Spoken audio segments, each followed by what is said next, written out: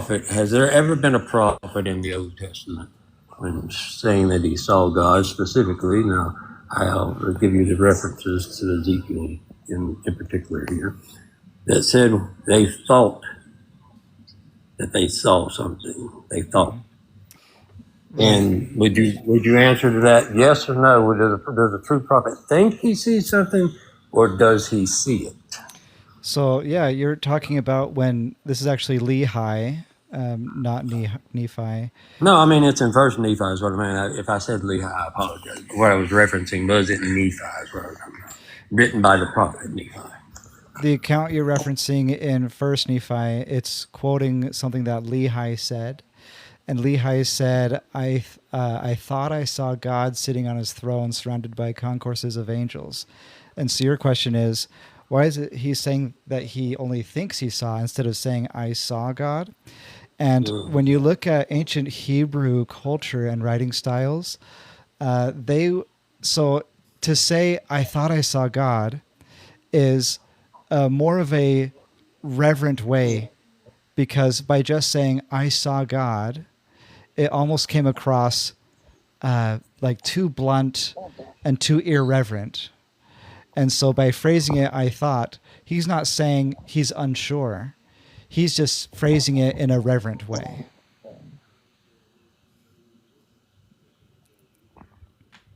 But either way, if somebody says they saw God, they know they've seen him. Yes, sir. Well, I mean, in the same vision, I would be shouting for joy that I held the face of the God of Jacob. So in the same vision, he specifies he sees the sun, right?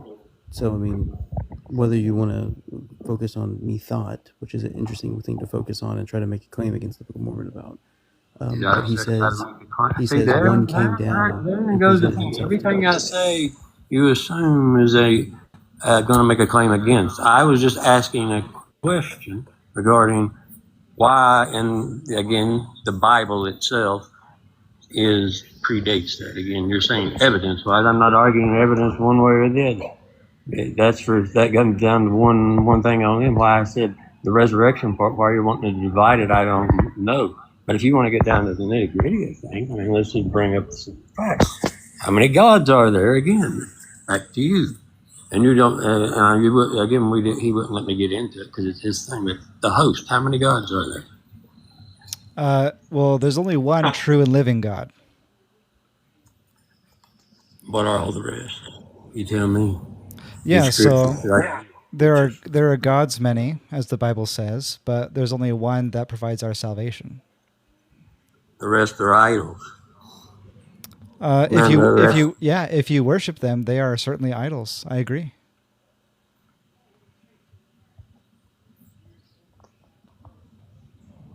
I mean, if you want to get into it, the Trinity is not biblical. I mean, we can kind of get into all of these things. So trying to bring this around. There we go with that. Okay, let's talk about the Trinity specifically. Well, yeah. So the Trinity is built off of a creed that came in the 4th century.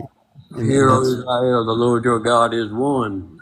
Amen to that. Now let's get past that and go to who that one. So you're going to throw out verses that don't prove the Trinity because there's Unitarians who use these same verses to debunk I'm not the Trinity. Unitarian, my friend. So keep going. going. I understand, but the thing is, they'll use the same Bible. They'll claim to only read the Bible, and they'll claim to read it without putting a Nicene Creed lens on them. So therefore, they're reading it more true to the text without bringing in I got to be Trinitarian to quote unquote be Christian. So they're not bringing in this later unbiblical or post-biblical reading to put on top of it to try to be in the club of Trinitarian Christians. So I'm just saying, if you take this Protestant view of just read the Bible, Unitarians do that more consistently because they're saying, I'm not going to bring in the creed. Why is it just a Protestant view? See, again, that's attacking somebody based on labeling them and saying, oh, Protestants is this. Again, some Protestants, depending on what your definition of a Protestant may be, may actually extend their knowledge outside of the realm of Sola Scriptura and actually read the Book of Enoch and the Nag Hammadi Library, and they may have read the Quran, and they may have read the Book of Mormon, the Pearl of Great Price, and the Doctrine and Covenants. They may have read more so things than what one might assume that normal Protestants do, but still, it all goes back to the original Hebrew in scriptures and the thing of who that one is. That's the reason I ask, who is the one true God? Well, yeah, so a Unitarian would read the same verses and say it's the Father alone. So yeah, my friend, this is in the Book of Mormon. I'm sure you'd agree with this. Tell me if you disagree with these verses. Know ye not that you must come to the knowledge of your fathers and repent of all your sins and iniquities and believe in Jesus Christ, that he is the Son of God, and that he was slain by the Jews, and by the power of the Father he hath risen again, whereby he hath gained victory over the grave, and also in him is the sting of death swallowed up. And he brings to pass the resurrection of the dead, whereby man can be raised to stand before his judgment seat. And he has brought to pass the redemption of the world, whereby he that is found guiltless before him at the judgment day has it given unto him to dwell in the presence of God in his kingdom, to sing ceaseless praises with the choirs above unto the Father, and unto the Son, and unto the Holy Ghost, which are one God, in a state of happiness which hath no end. Hmm? You agree with all that? You just essentially, though, you just said you rejected the Trinity, but that's the Trinity right there. Is it? That's what you just said. You rejected the Trinity. That was your words. But right there is the Trinity. But I didn't thought, you don't use the word Trinity, but it is one, yes. Would it blow your mind? There are three that testify in heaven, because it all goes back to the original one and the word and what it means in the original Hebrew that you guys like to talk about. But Sir, we could go. Would it blow your mind to know that, several times in the Book of Mormon and throughout our doctrine, we clearly and emphatically and repeatedly declare that God the Father, God the Son, and God the Holy Ghost are one God. We affirm this. The only difference is that we don't believe they are separate beings. That's not in the Bible or the Book of Mormon. Nobody said they were. Did I say they were separate? But they can be separate if they want to be, because God can do anything He wants. Great. No, we do believe they're separate beings. Yeah, that's what we believe. Yes, sir. Because all matters, for example, water can exist in three different states. Well, that's the modalistic heresy. We believe that water exists in three different states. I give you a fact, and you automatically call it heresy. Like I gave you a fact that some people are sheep and some people are goats, and those were already condemned. Everybody, I call them one verse wonders. They say John 3:16, and they believe that everybody's going to be saved. No, not everybody's going to be saved, and the prophets say otherwise. So did Jesus himself. It's clear he died for. I said he died for his sheep, John 10. I died for my sheep. My sheep hear my voice. So, he didn't die for from what we've read in the Book of... So now you can tell people that everything you've read in the Book of Mormon you agree with.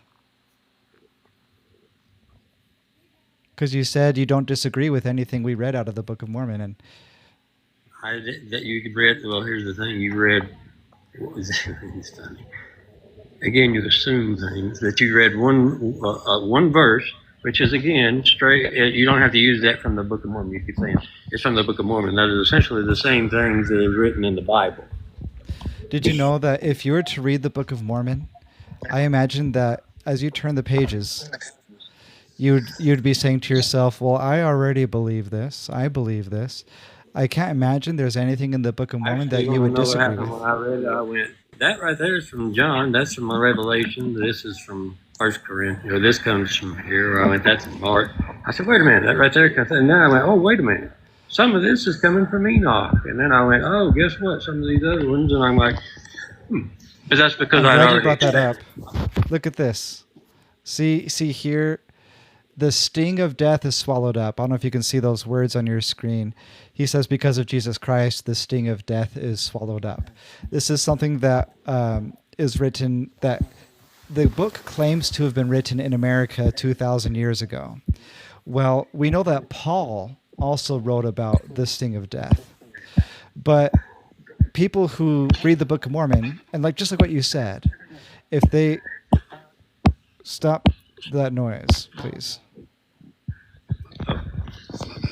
Okay, so the people who read these different phrases in the Book of Mormon, and you recognize some of this in the Bible. The reason why you recognize it is because God is in heaven, and he's got children who live on different parts of the world. So when he wants them to have his gospel, I even have a visual aid here. When he's got children on this side of the world, and he's got children on this side of the world, he gives them the same gospel. So that's why the Bible and Book of Mormon, they're written on opposite sides of the world. The Book of Mormon is written in America. The Bible is written in the Middle East at the same time. And God was giving his gospel to both nations, and they're writing down. So of course you're going to see similarities. It's not like we claim the Book of Mormon is completely unique with its doctrine. It's very much so aligned with the Bible because it was written by people receiving messages from God, the same messages. So this point I'm making here with the sting of death, people believe that this Book of Mormon here copied the phrase from Paul where it says the sting of death is swallowed up. But we've actually found some ancient records of Isaiah's writings, where Isaiah's writings that didn't make it into the Bible. And in there, Isaiah writes, "O death, where is thy sting?" And we see that if Isaiah had written it, these individuals in the Book of Mormon had access to Isaiah's writings because it takes place a few centuries after Isaiah. And so they had his writings and they were copying from them. So that's why you see it in both the Bible and so Paul was quoting Isaiah, and this verse in the Book of Mormon is quoting Isaiah. So it doesn't discredit the Book of Mormon when you find similarities. It actually strengthens our belief that they are unified in their testimony that Jesus Christ is God and he's resurrected. In fact, do you want to know of a prophecy in the Bible that prophesies about the Book of Mormon?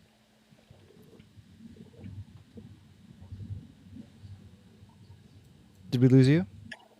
No, I'm still here. But again, you're assuming. I mean, I've already heard the spiel, man. I might know a little bit more than what you think I know.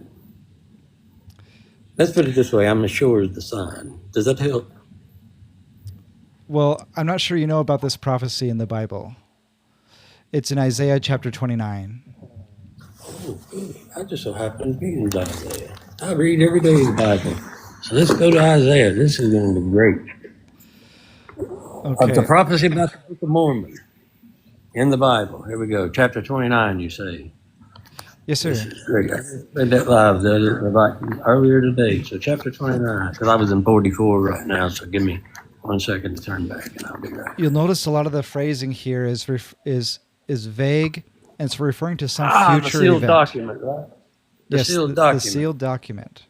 We believe that this is the sealed document. These gold plates, most of it is sealed shut.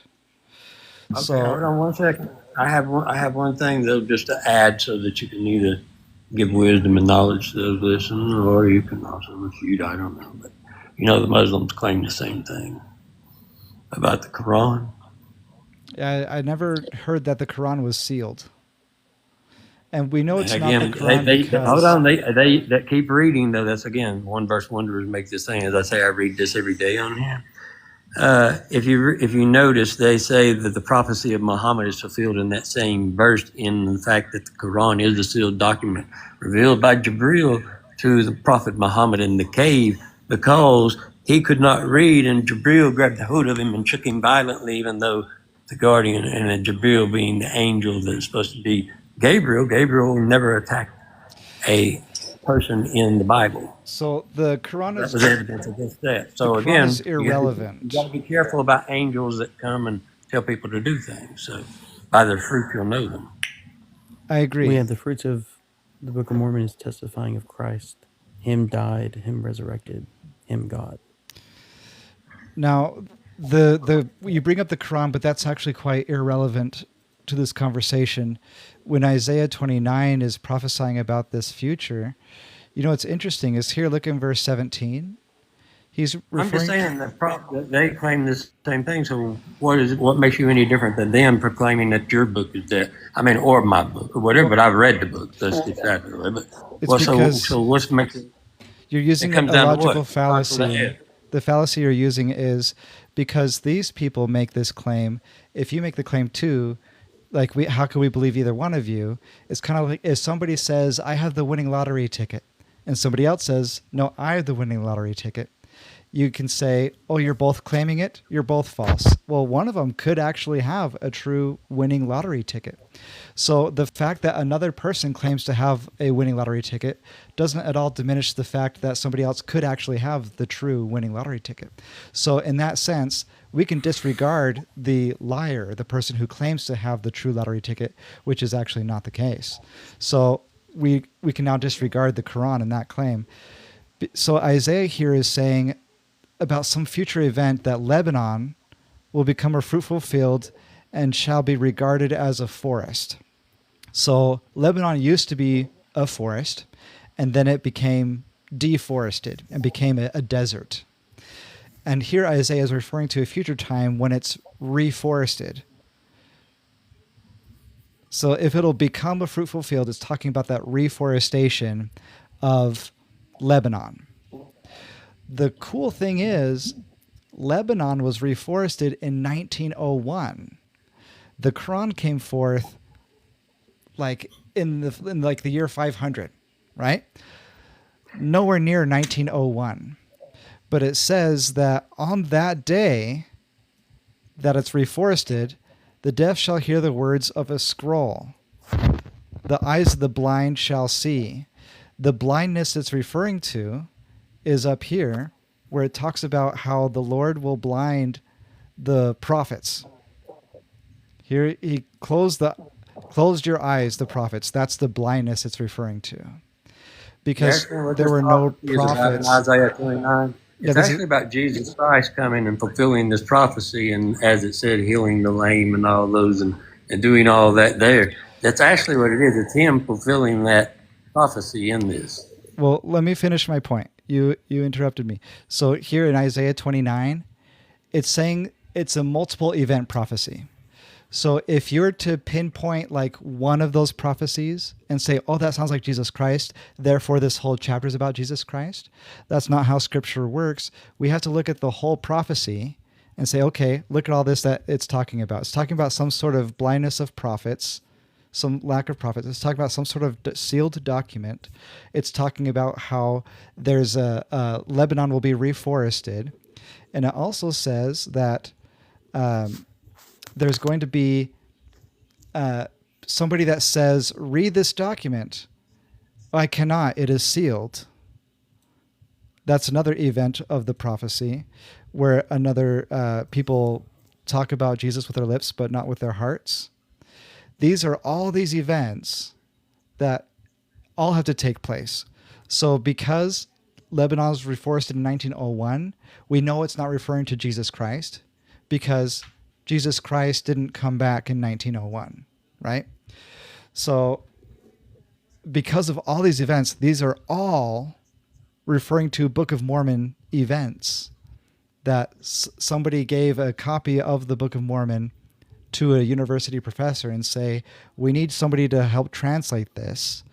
Can you understand this language? By the way, the book is sealed, but, you should come read it. And he's like, how can I read a book that is sealed? And he didn't comply. This is Charles Anthon is his name.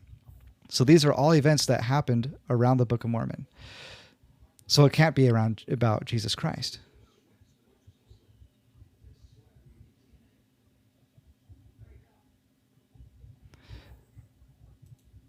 It can't be the Quran because Lebanon wasn't reforested till 1901. And that's when the Book of Mormon was going forth around the world.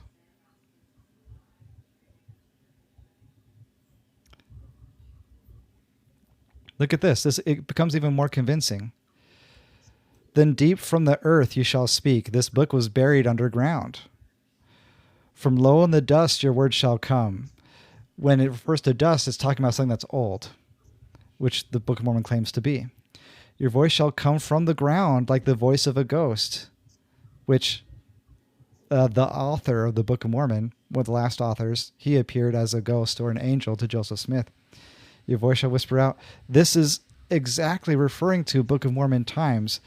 If you don't believe that this is referring to the Book of Mormon, What other event could this be referring to when Lebanon's reforested that involved a sealed document and somebody saying, I can't read a sealed book, and something that came forth out of the ground?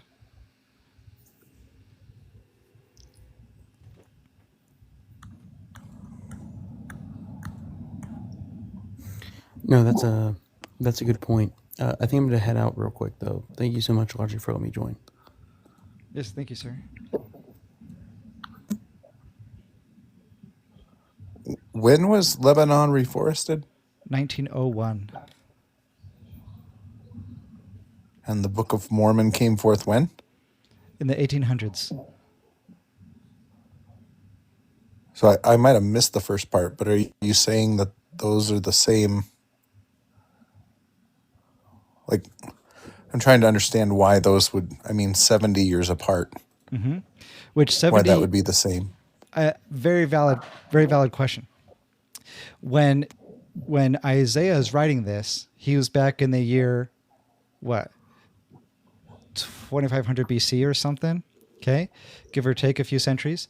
So when he's seeing something in the future, and these events are 70 years apart, to him, that's not a very big change. The second response to that is, it doesn't say this event will occur in that year, right? He says Lebanon will be reforested. And then he says, on that day, the deaf shall hear the words of a scroll. The Book of Mormon was being spread around the world by 1901. Many countries were now hearing the words of a But scroll. that's not the same. We could talk about many different things that were being spread around the world at that time. Lots of different documents fit that description. Okay, so then what would merit a prophecy for Isaiah? Why would he prophesy about some other random document that was also buried, sealed, somebody said they couldn't read it, and it was around the time of the reforestation of Lebanon? Well, the problem is it doesn't matter if it was buried because we know that Joseph Smith didn't translate the plates. Well, look, it says that it was buried in Isaiah. Right, but it doesn't really matter that it was buried because he didn't read it off the plates. See, look, deep from the earth, right? But it wasn't from the earth. It was from God in heaven through a seer stone. Where was the Book of Mormon? Where did it come from? It was buried from, under the earth. But it didn't matter that it was buried because he didn't translate it. The fact that the LDS Church still calls him a translator is a misnomer. He never translated a single document. So I'm going to steel man your argument, okay? So here, I'll tell you what you're saying. You tell me if I'm spot on or if I've missed your point, okay? You're saying, even though the prophecy of Isaiah refers to an ancient book that was buried, it's referring to a future book that's buried and comes forth, you're saying that even though the gold plates were buried, Joseph Smith didn't directly translate word for word the gold plates. Therefore, this can't be referring to the Book of Mormon. Well, it actually never says, Isaiah never says it was a book. You're inserting that there too. What does it call it? What does it call it? You shall speak from deep in the earth. No. He calls it a book. He calls it a document. This is Where? okay, let me find it. I'll do Control F. Document. Okay. A sealed document.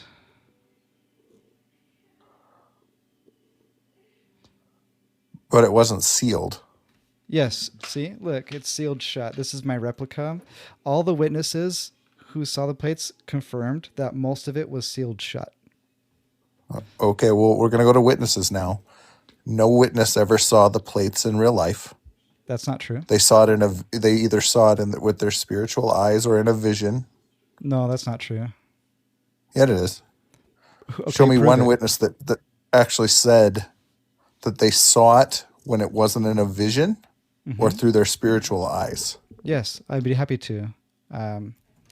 So take, for example, Martin Harris, who said, I saw it with my spiritual eyes. Many people in his day made the exact same claim you are and said, we can't trust his testimony, the gold plates, because he said he saw it with his spiritual eyes.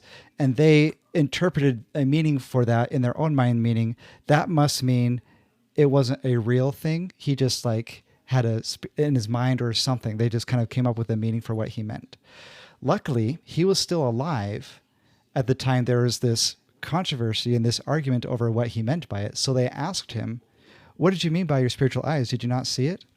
And we can find his response to it, where he says, do you see my hand? Are you sure you see it? Is your mind playing a trick on you? Just as surely as you see my hand or that axe, just as surely as you see those things, I saw the gold plates. Therefore, since he was able to clarify, he was able to mean by spiritual eyes, I mean, it was a spiritual experience, but I saw it with these eyes. Yeah, you can see it in a vision with your eyes, but it was still a supernatural experience. It wasn't you and me sitting here. There's no quote that says it was a No. supernatural experience. You're the one with the apologetic response. I'm telling you just the plain and simple what he said. You're coming up with an apologetic about how he had to clarify later that it wasn't his spiritual eyes. So I don't need to prove it. You need to prove that he saw it in person with like as though we laid that book on the table. That's never what he said. Sir, what you're Yours saying is is the false. apologetic. Mine is not. Okay, let's look at Martin Harris. He clarifies that he says, let's see, I'll put Martin Harris in quotes. I'll do spiritual eyes.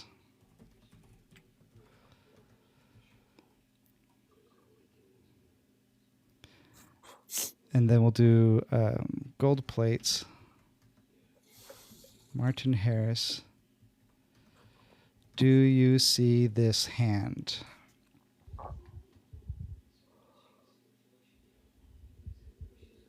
Okay, here's the AI response confirming what I said, but I'm not sure you're going to believe that to be.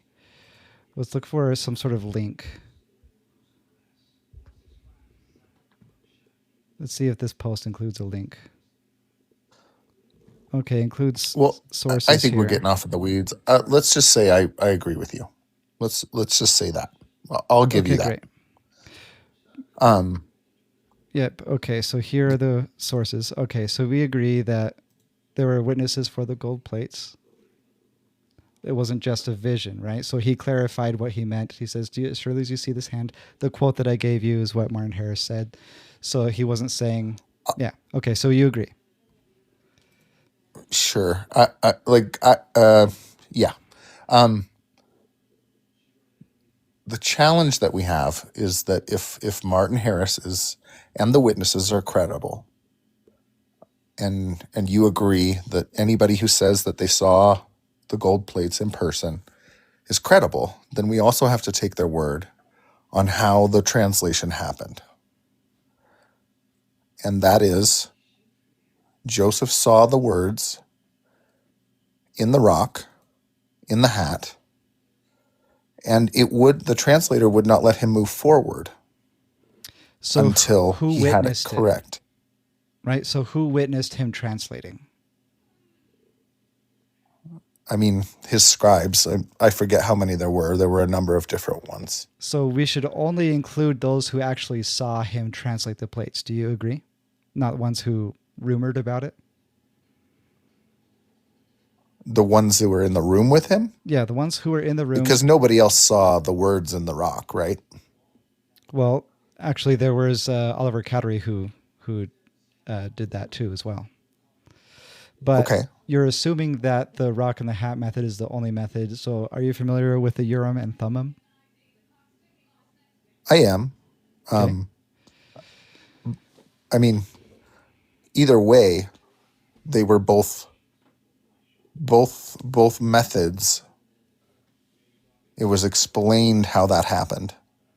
So just the sheer number of inaccuracies, especially when we were told, if you look at how it was written down, the printer's manuscript versus how it is today. Mm-hmm.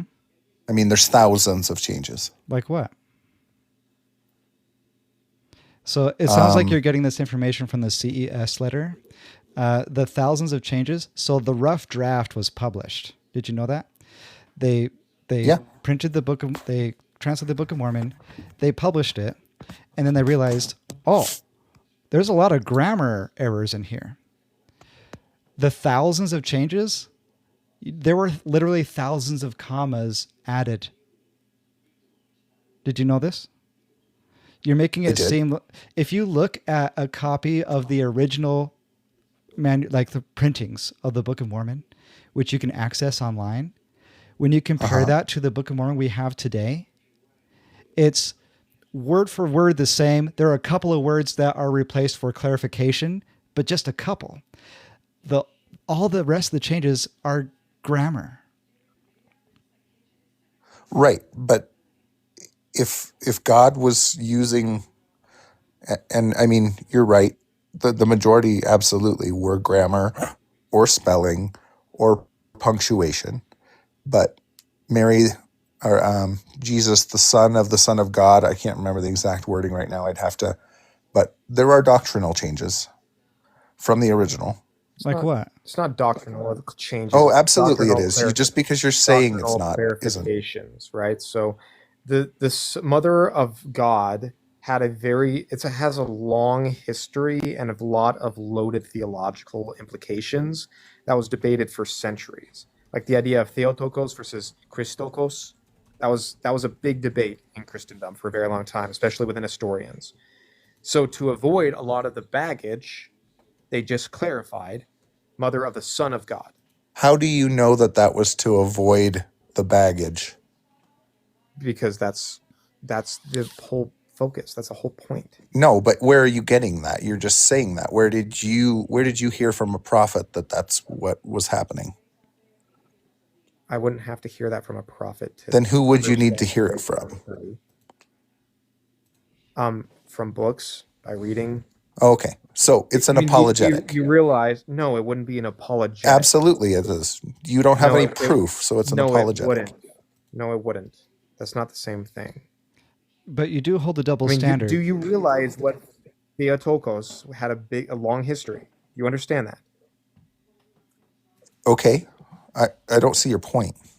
No, do you know that though? What's your point? There's a lot of theological baggage to that. Cool. Would anybody else have known that? In Catholicism, that she is the Mother of God. Right, but where are you getting the authority to say that?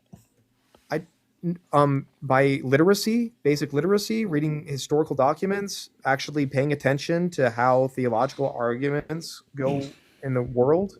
But no biblical scholar would agree with you. Protestants argue about it, and studying Nestorianism and seeing how they would argue about it, and there's a long history with it. Okay, so it's your opinion. Yeah, that would be my opinion. Okay. Just so we're clear. Yeah, that's okay. Right.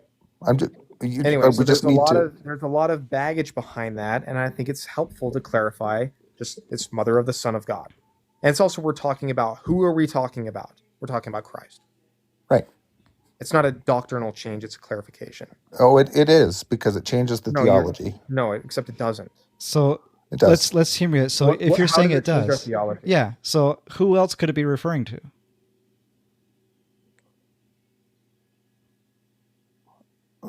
It's referring to the same person. That's a point we're making. Right. So what's the theological change? Because we still call Jesus God. The introduction of the Book of Mormon still calls Jesus the Christ, the eternal God. Yeah, it calls him God repeatedly throughout the text. Right, but you and I both know that you see Jesus Christ and God as separate beings. Well, the Father as separate beings, but they're both God. And the way that they're God is a little bit different. They're both gods. Yeah, I mean, they're not. No, they're not their own gods. Divinity is not separated or individuated like that. Do you believe that they're the same being? Yes. Okay. So then in the Bible, we believe that they're the same, that they are one God, as the Bible says. The later interpretations of that from the Bible are that they're one being, and that that when Jesus was praying to the Father, he's praying to himself in like a different. So they come up with different words like homotheist. Like they come up with these Greek words, okay, these terms that are not biblical, and they use it to kind of explain how the Trinity. There are contradictions in the Bible when you think about the Trinity, but when you think about them as separate beings, there are no contradictions with that doctrine. But so the Trinity is forced to believe in all these other things. I can't even remember any of the words right now, but the words like that Jesus has these dual conflicting natures at once, and that that the Father and the Son can have different wills somehow, but still be the same being. And then they come up with a theory to explain that, which is all not biblical. And so if you just believe, it's my opinion that you might be a little bit jealous that our understanding of God is a lot more clear and logical, that they're three separate beings. And the creeds have cornered you into a corner of logic, forcing you, homeostasis, cornered you to force you to believe that they're the same being, that you're maybe afraid that if you believe that they're separate beings, you'll be ostracized and kicked out and called a heretic, when really the Bible does not teach any of these things that are used to justify the Trinity. So I grew up Baptist. I converted to Mormonism when I was 26 years old. And then I left the Mormon church 4 or 5 years ago. But I was in it for about 3 years where I couldn't really, I went because I needed to. So I understand both views. I don't think you the understand idea, our view.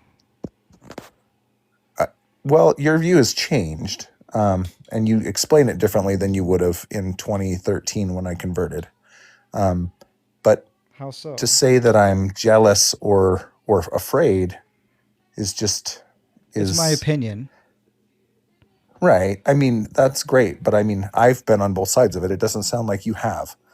And what I generally find with members of the LDS Church is that you have placed God in a box with regard to your understanding of whether or not God can be in two places at once, can pray to himself, okay, you can say it doesn't make sense. I've never found any place in the Bible where Jesus and God disagreed. I can. So there's places where, when Jesus is praying to his Father in the garden, that's usually one members go to. But it always comes back to, this doesn't make sense. Why would God pray to himself? It's kind of like when I was in a philosophy class my freshman year of college, and my philosophy professor said, can God make a rock that he himself cannot lift? No. The answer is no. And I would say, well, to say anything other than yes is to put a limit on God. God puts limits on himself. Did you know this? No, he doesn't. Where does... So I'll just give you an finish example. my point, Okay. it's a stupid question to ask. Right? There's no rationality whatsoever. But Yeah. I mean, it's the same problem I have with that God organized the matter instead of creating the matter. I mean, simple physics tells us that can't be true. So how did he create Adam?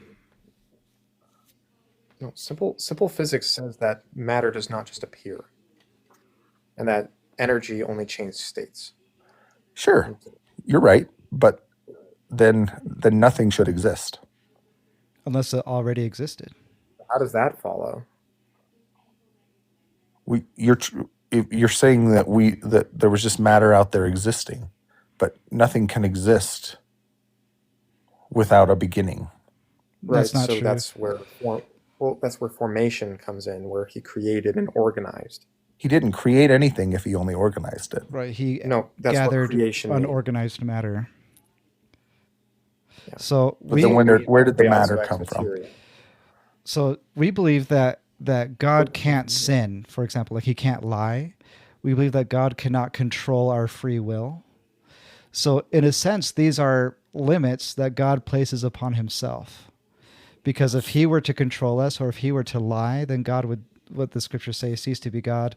These are limits that he must abide by. He must be obedient to his own laws. So in that sense, he's limited, which I know sounds contrary to the creeds, but these are just little examples. We don't put God in a box because we believe that God has more revelations that he's giving. But it seems like anyone who does not accept these prophets are the ones putting God in a box, saying, nope, God is done talking. And he's literally talking. And the Book of Mormon, he's saying, hey, I gave my word to the people in Israel and Egypt and Palestine, and now I'm giving my word to the people in America. And a lot of people who don't accept the Book of Mormon say, no, God, no, don't. You don't speak. You don't speak to other nations. And it's like, why are you putting God in a box? If God wants to speak to one nation, why can't he speak to another? If he wants to continue speaking his word, who are we to seal the heavens? Why don't we just let God do what he wants? I don't think that has anything to do with wanting God to be limited. I think that has to do with the origins of the Book of Mormon. It has to do with and who God Joseph putting Smith God in a was. box is the point I was making, because for a Christian to say God is done talking, who are you to speak for God? What if God wants to say something else? Let him. Don't put God in a box. Let him speak. He's got a prophet today. I don't think any Christian really has a problem if God truly spoke to them and says whatever he wants to say.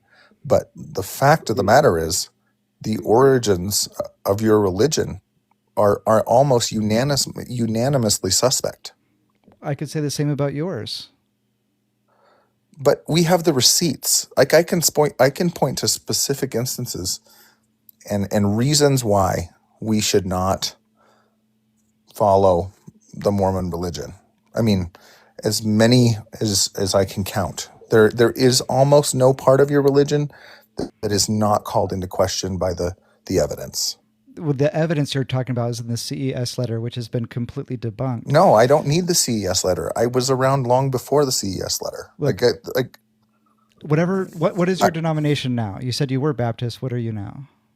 I mean, Baptist right now. Yeah, I go to a Baptist church. I can debunk the Baptist church. Okay. Okay. Okay. So the Roger Williams, know who that is? Uh-huh. Okay. He is the founder of the Baptist faith. One of them. Okay. The reason why he started a church, which by the way is not biblical for any man to say, I'm going to start my own church. So that for one is a debunking. Secondly is during this Reformation, a lot of Christians realized that the Catholic Church was corrupted. So they're like, oh, let's start our own thing. But the thing is, if you branched off of corruption, how could this branch be incorrupt if it stemmed from corruption? So that's the second reason. Roger Williams is the third point. Roger Williams started the Baptist faith and then left the faith because he said, this is man-made. I declare myself a seeker of a restoration of the New Testament church, and was waiting for someone like Joseph Smith to be called to be a prophet, the founder of your own religion. Therefore, we can't trust it's. So I've come with my receipts.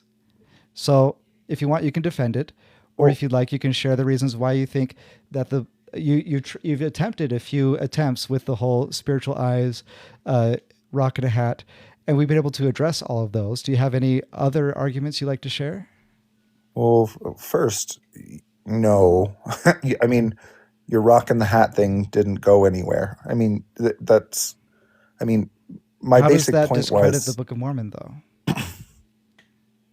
because there would have been if you're looking through a rock and you can't move on when there are mistakes, there would be no more mistakes. And there's mistakes all over the Book of Mormon. Like, so you didn't You didn't discredit that at all. Number two, Just That's your not true. last point. So asserting that. Your You're- last point was there would be that, no that the translation Catholic errors, Church was corrupt. but not our original errors by the original authors. But that doesn't translate into English misspellings and all of that stuff. Yes, it does. It's not. You Have said you- it's in. Yeah, No, it because doesn't. I How can does give you Reformed examples. Egyptian? I can give you some How examples. does Reformed Egyptian get misspelled in English? So not the misspellings. The scribe would write down the words and say, "You said this, right?" He didn't spell it out unless it was a unique name that had a weird pronunciation. But they didn't spell out every single word. So that's how you get spelling errors. But you also have errors like the anti-Nephi Lehis. Have you ever written it down?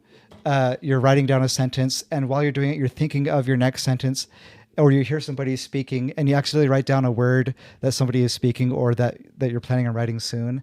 I think we've all done that before.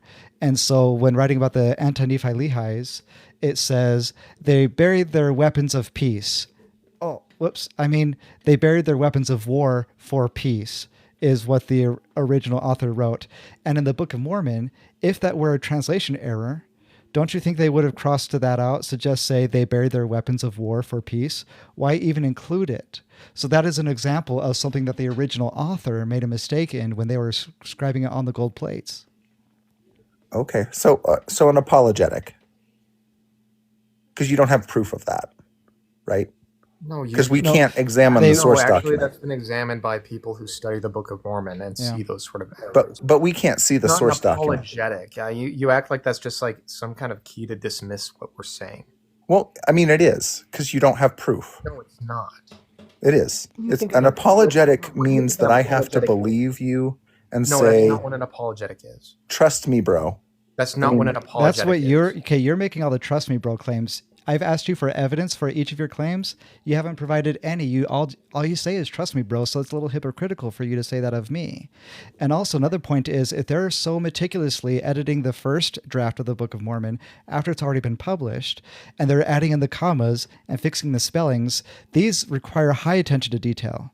You're assuming that they must have just skipped over this whole sentence that says, "Oh, weapons of peace." Oh, I mean, weapons of war for peace. They're like, they just didn't notice that? I haven't. I mean, neither you nor I know how it was edited. The original, right? Because we can't see it. Either way, it doesn't discredit the Book of Mormon's authenticity. So it's a moot argument. Yeah, no, it absolutely does. Considering how they said it was translated. No, No, because no. if that was an original error by the original author, then no. That is exactly what we would expect. But in order to believe that, we just have to say, okay, here's a plausible explanation. That's what an apologetic is. But So you we have can no either, proof that that's what happened. but neither do you. You don't have any proof to the contrary. Right. That's why So how can you apologetics be doesn't so work. confident in your No, conclusion? and again, J-Gap. So you're referencing a quote from Joseph's wife several decades later, and she specifically says he would spell the proper names. He doesn't say anything about anything else. I was actually referencing Oliver Cowdery and how he talked about like he couldn't move on before it was absolutely correct. No. Before he repeated back the words, and Joseph Smith said, "Yes, those are the words." Correct. Yes. You said absolutely correct, which kind of implies grammar and spelling, but that implication I just want to make sure is not the case. I mean, I'm just taking them at their word. They said they couldn't move on until it was correct. Yeah, until we got that, I'm not holding a punctuation against you. I don't know what ancient Egyptian had for punctuation. The problem is you guys don't either. That's the whole problem with this it's not a idea. problem. How is that a problem? No, like ancient Greek didn't have any punctuation either, and it turns out we need to add it to our translations too. That's not a problem. Well, I mean, you can have your own ideas about that. No, I what think do it's you a mean problem. an idea about that? Ancient Because- Greek didn't have punctuation like that. Didn't have commas. Ancient Hebrew Okay. didn't have commas either. But I'm not talking about ancient Greek. I'm talking about Ancient Your Egyptians. translation. No, that what didn't we're have- talking about is yeah. translation and how translation works. but it wasn't a translation. Right. So then it's What irrelevant. Joseph What do you Smith mean it did, wasn't a translation? Joseph Smith never translated a single word. It's a revelation, not a translation. We agree, but we use the word translation in referring to that process. Hey, Jake. Because part of it is taking it from one language and putting it into another. That's the whole point. Is J I Gap's feel like argument anything else would just be obfuscating. is J Gap's argument about textual criticism? Because I mean, there's in getting the Book of Mormon published, there's several steps that took place where a number of errors in spellings, punctuations, and even word selections were made. Doctrine, yeah, There's nothing doctrinal, though. absolutely there is. Okay, give me an example. Give me an example of textual We've already, criticism from textual I mean, criticism where there's doctrinal discrepancy or something wrong with the doctrine in the Book of Mormon. we've already discussed it and went over it. Because there's lots of punctuation errors, lots of spelling errors. Lines were skipped, Okay, but none of the doctrine changed because of those errors of men. I like how you emphasize errors of men. Yeah. Again, We're not infallible. Right, but Joseph And Searstone was. So going from God to Joseph Smith, there could be errors there in Joseph Smith's understanding. Going from Joseph Smith's No, there lips, can't.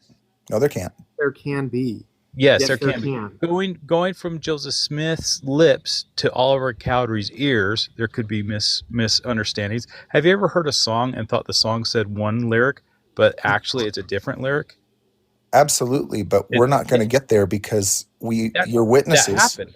either your witnesses are credible or they're not. Are your witnesses credible? That happens. When somebody says a word, you could hear it differently than the actual word that you wrote down. Right, but your witnesses said that they weren't allowed to move on until it was right. Then it went from the original manuscripts to a printer's manuscript. You have the same voice as Brian Reel, by the way. Exact same voice as Brian Reel. Are you Brian? No, not you. So going from the original manuscript to the printer's manuscript and copying that over, there were transcription errors in doing that. We know there were, because we have over 30% of the original manuscript, and we compare it to the printer's manuscript, and we can see the errors there. And then going from the printer's manuscript to the first edition of the Book of Mormon, there were errors in the text there. Okay. That the printer made in the printer shop. None of this has to do with the foundational writing of the Book of Mormon. And going from each edition, from each printing, as they were printing, they were constantly correcting the sheets. But you know what? They still used the sheets that had errors in them. They still put them in books, because that was how books were created back then. There's nothing unusual in the way in which the Book of Mormon went from Joseph Smith's lips to the printing of the Book of Mormon, as far as there being many errors with punctuation, spellings, grammar. Okay, I agree with 90% of what you just said. The problem is going back to your witnesses who said they could not move forward until it was correct. If we believe Oliver Cowdery and everything else, we have to believe. Was that Oliver Cowdery? Oh, so your claim is that we have to believe Oliver Cowdery. Does that include that he saw the angel Moroni and saw the gold plates then? I'm just using your logic. No, you're not. So I'm using your same logic that if we're going to believe Oliver Cowdery on what he said about the Book of Mormon translation, what did Oliver Cowdery say? First of all, yeah. He said that he could not move on until it was correct. That was a quote from Oliver Cowdery. I mean, summarized. I didn't say it exactly. Okay, it was from David Whitmer. Okay, it doesn't really matter. Was David Whitmer a scribe? Actually, it does. Was David Whitmer a scribe? I don't remember, honestly. Yeah, he was not. And he's 40 years removed from the events. No, he was not a witness to it. What was David Whitmer a witness to? He was a witness to the plates, not to the scribe, not to the translation. Oh, okay. So we're going to make a distinction now. Okay. No, a distinction based on what he actually witnessed and what he didn't. Nobody witnessed Joseph look into the rock and see the same thing as Joseph did.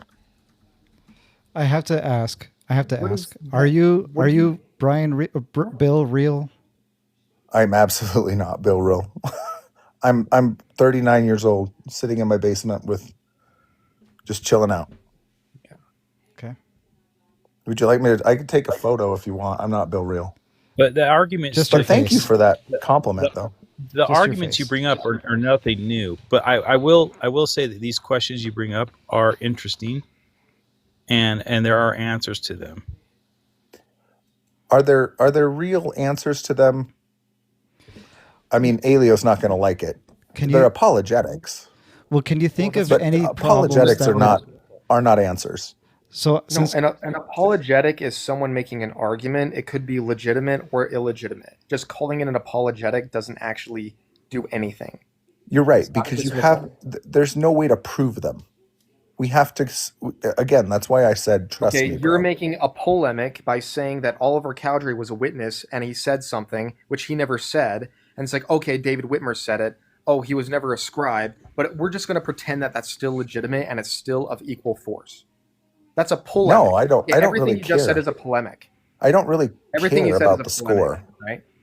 It doesn't change. It doesn't change the argument. No, it doesn't. Right. So it's a pointless thing to bring up. Not really. I mean, David is. Whitmer was a contemporary source. That's just a It's polemic. not- I mean, everything there. That's just a polemic. Okay. Hey, I just want to give you a good See how resource. silly that is, you know? JGAP. If this is really something you're curious about and researching, there's somebody who spent his entire life studying the textual criticism of the Book of Mormon. His name is Royal Skousen. I would encourage you to look up Royal Skousen and watch some videos on YouTube about some of his lectures. He's actually a genius. I know who Royal Skousen is. Yeah, nice. He's a relative of Cleon Skousen. I guess I would just wonder with all of this.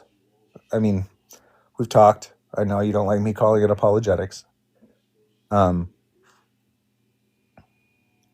Why are there no scholars outside of the church I can tell That's you. not true. that are willing to support this here's- beyond, like, I mean, there's not, though. I mean, there's no real So, academics first outside of of all, the church willing to support anything you guys say. Okay, let me Right. address this first. Jews so I have are a couple willing of to things. support Jesus. Here, let me go first. So a couple of things. One is there are writings by non-Latter-day Saint individuals who have commented on the Hebrew literacy found in the Book of Mormon and all these things that indicate that it's at least something worth investigating. But to your point, there are like so many scholars that don't agree to it. First of all, is you're relying on this authoritative fallacy that, well, I must believe whatever the experts say. The second problem with that argument is that obviously their reputations are on the line. If this town idiot claims to find a diamond, and then he says, "I found the diamond in my wheat field," and people are like, "Yeah, right. That's not, well, the diamond is up for examination. Why is it that the diamond experts don't put their reputation on the line and give a proper professional analysis of the diamond to see if it is real? Because then if it is, then it seems like they support the town idiot who found the diamond in the wheat field. So because their reputations are on the line, it's like, why would you ever like investigate something you don't believe in? It's that they fear their credibility. Well, okay. I mean, so for some background for me, I'm about to start my dissertation on a doctorate. So I kind of understand what you're saying, but at the same time, I'm in education. Last year, there's a neighboring school district that does not perform any. I'm a principal. There's a neighboring school district that does not perform even half as well as we do. They had an opening for a leader of their school, principal, and I applied for it, and everybody was astounded that I would want to go over there. I said, why would you, leave here and go there? And my thought process was, maybe this is not any scholar out there, but my thought process was, there's nowhere to go in that school but up. I can improve what I see there. Mm-hmm. So my question would be, if that's your explanation of why scholars don't approach the Book of Mormon, anything in the historicity of whatever that is, if it's true and they can prove it and talk about it in academic circles, then it's not just something that can be passed by if what you're saying is true and they find a diamond there. Like, that's just saying that everybody who possibly read that scholarship is just going to say, nope, it has to do with Mormonism. I'm sticking my neck out there. You're wrong. Even though you're a respected scholar in your field, we're not going to touch that, even though you did, and you've got some great stuff. Again, that doesn't hold up. That's Yes, it just not does. how scholarship works. It actually exactly is how scholarship works, because we see that not only the academic field, which I know you're familiar with, but even the scientific industry, there is much slow to adapt to change, even when there's so much compelling evidence to the contrary of the mainstream belief. For example, for a long time, people believed that horses went extinct in North America and didn't come back until the Europeans. They held this belief for years. And even the European settlers who discovered these new tribes of Native Americans, that they had horses before the Europeans got there, and they would say, hey, where'd you get those horses? And they said, we've always had these horses. And like, no. I remember the Spanish guy came over with a horse, and you Native Americans, you were so scared of that horse because you had never seen a horse before. And they're like, that wasn't us. Like, that was some other tribe. We've always had horses. Like, no, you're a liar and a thief. You stole the horse from the white man. And so they just would not believe any of these Native Americans, even though it's part of their tradition and their religious folklore. They're like, no, you stole it. And they just ignored all the Native Americans, called them all liars. And now we're finally finding evidence of horse DNA in multiple places, like Texas, Mexico, Alaska, Wyoming, Colorado, that date back to Book of Mormon times to prove they did not go extinct. And science is finally now changing their story. And the Smithsonian and other Texas Journal, they're finally admitting, okay, horses didn't go extinct. They're finally now changing it. But it took like a strong arm, arm wrestle them with this evidence for them to finally admit to the evidence. So it's so slow to change.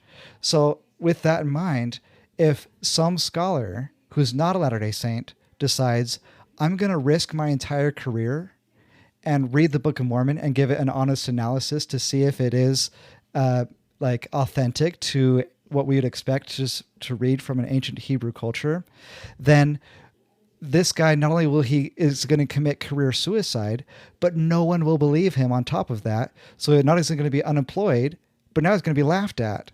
And it's only going to it's going to require a wave of scholars to all submit their unbiased opinion, that finally it's like, hey, these two presidential candidates are running for president. We don't like either one of them, but this third guy we like.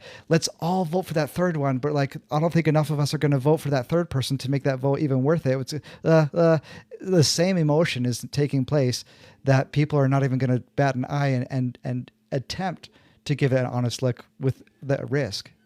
So you discredit the work of Robert Rittner then? Who's that? So he's since passed on. Robert Rittner examined all that we have on the Book of Abraham. He was the preeminent scholar of Egyptology. He once taught John Gee.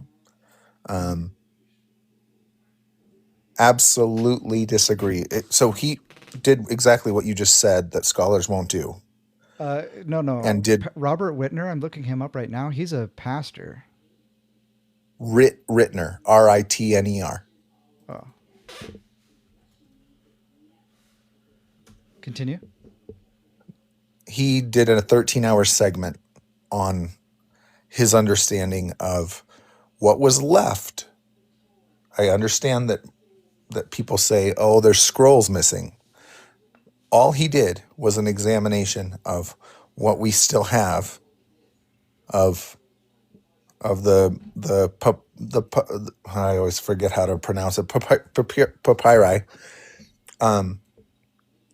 and he absolutely disagrees with every bit of, and in fact calls out John Gee multiple times.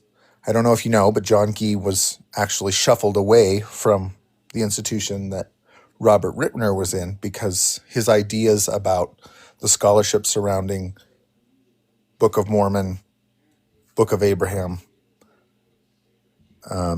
he was actually manufacturing some evidence and opinions there, but it's not really important. Anyway, all the things you just explained, he did. No. And disagreed No, with. he didn't. What I explained is a scholar giving an honest review of, like, in favor of going against the popular belief. He's giving he's writing about what's going along with the mainstream belief. That was not career suicide. That was actually in his monetary interest to do that. So it's the exact opposite of the example I gave. No. Wait. Yes, his conclusions didn't align with what you'd hoped, but in order, like, if you want an unbiased scholar, then they can't start with what Muhleisen, or I can't even remember his name, There's starts no such with, thing which as is an unbiased scholar. Okay, non-Mormon scholar, better way to say it. He started with, okay, let's see what this says. So the only, I won't say every, the majority of prominent Mormon scholars tell us that they start with the end in mind. They set out to prove that Mormonism is. Robert Rittner didn't do that. He was an independent scholar who, I think he was an atheist, actually, I'm not sure, but he didn't set out with a predetermined idea of where he should end up. He just took his expertise and read the Book of Abraham and said, this doesn't fit. So what were his problems? What? I mean, it's hard to synthesize 13 hours of commentary and what he wrote into, but I mean, basically Joseph Smith. I'm sure nobody in the real scholarly world ever disagrees with one another, especially on matters of historical matters. I never said that they don't. I'm saying that your host. You're just putting this guy on a pedestal and saying everyone else is discredited. No, never said that either. I'm saying that you told me that scholars don't do that because they might get called out by their community. I'm showing you one that did. So by saying that it's a 13-hour video, you're like, well, that obviously means he did a lot of research, so we should really pay attention to it because it's 13 hours. He also disagrees with Joseph Smith. Sure, everybody does who's not a Latter-day Saint, but can you think of one single fact he shared about the Book of Mormon of those 13 hours that seems to go against the authenticity of the Book of Abraham, which we're switching topics from the Book of Mormon to the Book of Abraham, which I'm assuming that means you run out of ammo against the Book of Abraham. I mean, no, we could go into many other subjects. What I was just saying was an example of someone who does. I mean, one thing I can think of is that he it's obvious from the facsimiles that he recreated them. And you can actually see that in the original manuscript. He drew on heads, body parts that did not fit. And we know what those funeral texts are today. Yeah, some of the lacunae were filled in by Joseph Smith. to the best of his ability. Yep. Yeah. incorrectly. Yes, we agree. Yeah. Yeah, we agree. The Yeah, part and, that he added. Mike He Stevens he really made has up a written bunch all of names that just weren't in the book of Abraham. that weren't in the Book of Abraham. Elkanah is it? not Egyptian. Yes, it is. That's actually one of the strongest evidences to confirm the Book of Abraham's authenticity. Nahom. Where is Elkanah in? Show me where that is in the book of Abraham, like in the actual papyri, not in Joseph's. What we have is a small fragment of papyri. We don't even have all of the papyri that he had. I mean, if Robert Rittner is going to get on and just talk about what we do know about what we have, okay, cool. There's also a whole lot going on in the field of Egyptology, so he's not going to just be talking about faith claims. A lot of these are theological claims. No, he didn't. That's He also didn't. theological interpretations of certain parts. And No, the thing he is, didn't. like, even Robert Rittner, if he's going to fill in the lacunae, we don't know exactly what it looked like. Yeah, Joseph Smith may have been wrong about some stuff, just based on the best information that we have, but there's also a lot of variation between the different sort of facsimiles and reproductions of this particular image that have different versions of it. So we don't know exactly what it was depicting. No, So to say we that, do. like, oh, he got it wrong or he got it right is kind of impossible to say. That's not true. That's actually Dr. Rittner knows actually is true. No. No, Look that actually is true. And You're like, this- oh, there's a Again, missing trust me, part, bro. And I can know Trust me, perfectly bro. what should go there. you're using Trust me, trust me. bro. You're a hypocrite that's because you're what saying you're doing. trust me, bro, too. Look at Dude, it's So, there. No, Robert Rittner can analyze different facsimiles that are very similar to this one and reconstruct a guess at No, what it may have it's been not a guess. based on probabilities. They have Yes, thousands it is a of them. guess. It They have is them. a They have guess thousands of based them that on are the same. probabilities, and there's a lot of different variations between them, which you would There are know if not. you've written any other books besides watch one interview. There are not. well, look at this. There Here's a actually mistake you are, made you in would your know if claims. you watched anything besides this interview. So if you look at this, this is basically all we have left from the Book of Abraham. Did you know that it originally filled the entire living room floor of the mansion house? So if this is all we have left, how can you look at the Book of Abraham, what we have, and then look at this one surviving fragment and say, well, I don't see, you can't make, it's like, imagine I tell you, I checked out 2 books at the library and I say, yeah, there's a book about planets and a book about dinosaurs. The book about planets, I learned about this. And then I have a house fire. The book about planets burns and only the book about dinosaurs is salvaged. And then you say, oh, you checked out a book? Wait, this has nothing to do with planets. This is just about dinosaurs. I'm like, yeah, the part about dinosaurs, planets was burned. And you're like, no, but nothing in this book that we have left says anything about planets. Like, I know. That's a different part. That's not like, okay. So here we have what did not burn in the Book of Abraham because it was not part of the Chicago fire. So because we don't have the actual Book of Abraham, how can anyone come to a conclusion and say the papyrus do not translate into the Book of Abraham as what Joseph Smith claimed?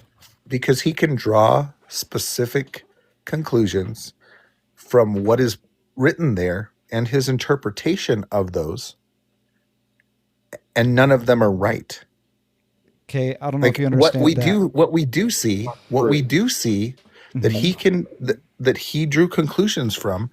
He didn't analyze what was burned up in the fire. He's not drawing any conclusions about what he can't see.